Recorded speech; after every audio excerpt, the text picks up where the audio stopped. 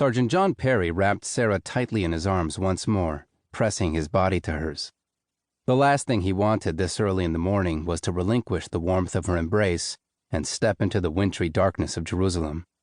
Had he known someone was lurking downstairs, waiting anxiously to snuff out his life, he surely would have stayed in bed. He reluctantly shrugged off the blanket and fumbled through the dark room for his clothes. After dressing, he put on his coat and then paused to touch the cold Webley .38 revolver heavy in his pocket, loaded and ready. "John, you're leaving already?" Sarah whispered in a voice hoarse with sleep. "I have to report to my post within the hour," he replied. "I'll see you again next Tuesday night." It was February 1946 in the land of Israel, or Mandatory Palestine as it was called at the time. The League of Nations had granted Britain control over the historic Jewish homeland in the wake of the First World War. But Jerusalem was hardly a safe place for the British soldiers and police stationed in the ancient city, as the regime was frequently attacked by Jewish underground organizations. The darkness of night brought even more danger, especially in the quiet corners of the city. I waited downstairs in the exposed stairwell, wincing from the sting of the icy wind blowing in from the street, reminding myself that life isn't always fair. While Perry was feeling the soft curves of a woman against his body in the apartment above, I stood shivering and alone. But soon he would lie eternally cold, I thought, taking grim comfort in the fact.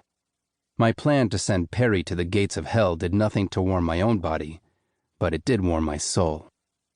Killing has never been my first choice, and I only resorted to it when I didn't see any other choice. Perry was one of those cases. An agent in the CID, the intelligence unit for the British Mandate, he identified Jewish underground activists for arrest or assassination by the British Army. He was in his late 20s, in excellent physical condition, talented, with a sharp mind, a real thorn in the side of the Jewish underground. It was essential to get rid of this guy for good. The rule of survival says, kill the one who comes to kill you. I planned to strangle him. I'd have preferred to use a gun, as I often had against the German soldiers I once fought as a partisan. But shooting him would wake the neighbors, not to mention leave unmistakable evidence that he'd been assassinated. By strangling him, there would be an outside chance that a British investigator would rule his death a robbery gone wrong. I heard Perry shut the door on the floor above, and then his heavy footfalls on the stairs. I hid in the dark alcove at the entrance to the stairwell, having already knocked out the overhead light to conceal myself. When Perry passed me, I leaped at him from behind, gripping his neck between my two forearms and pulling him back at the same time. He resisted, kicking his legs wildly as he tried to keep his feet on the ground. I tightened my grip on his neck, using all my strength to drag him backward. Finally, the gasping stopped, and his body fell limp. I let go, and Perry slumped to the floor. Kneeling beside him, I checked his pulse. He was gone.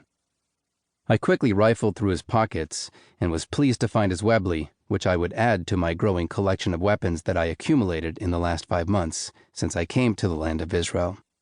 To create the illusion of a botched robbery, I slipped the money from his wallet into my pocket. I didn't want to leave any traces around the building, so after checking to make sure the coast was clear, I hoisted Perry's body onto my shoulders and carried him to a nearby street, where I dumped him in one of the courtyards. With dawn about to break, I hurried back to my place on Sefania Street, not far away. My apartment was a single room at the back of a 1-story building. I silently opened the gate to the yard and followed the path to my private entrance in the rear. Before heading inside, I stopped in the backyard, which was enclosed by a fence of large stones.